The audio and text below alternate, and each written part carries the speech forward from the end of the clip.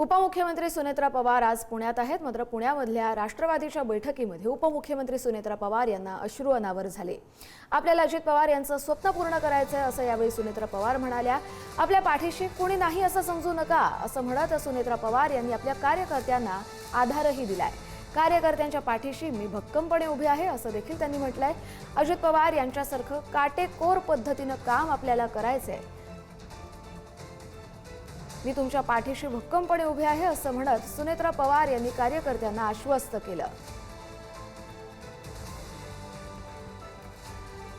ज्ञानेश्वर चौतमल आपले प्रतिनिधी आपल्याला या संदर्भातील अधिकचे अपडेट देतील। ज्ञानेश्वर, आज सुनेत्रा पवार यांचा पहिलाच कामानिमित्तचा पुणे दौरा, ते कार्यकर्त्यांशी संवाद साधतात आणि अर्थातच यावेळेला अजित पवार यांची आठवण येणं स्वाभाविक।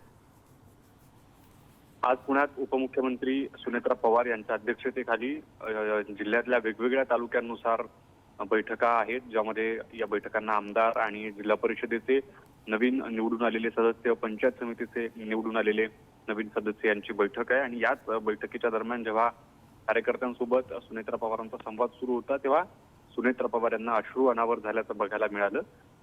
अजित पवार यांच्या स्वप्नातलं पुणे साकार करायचं आहे, इतकंच नाही तर कोणी आपल्या पाठीशी नाही अशी भावना मनात ठेवू नका, मी कार्यकर्त्यांच्या पाठीशी भक्कम उभी आहे अशा पद्धतीचं आश्वासन या निमित्तानं पुन्हा एकदा सुनेत्रा पवारांनी कार्यकर्त्यांना दिल्याचं बघायला मिळालं।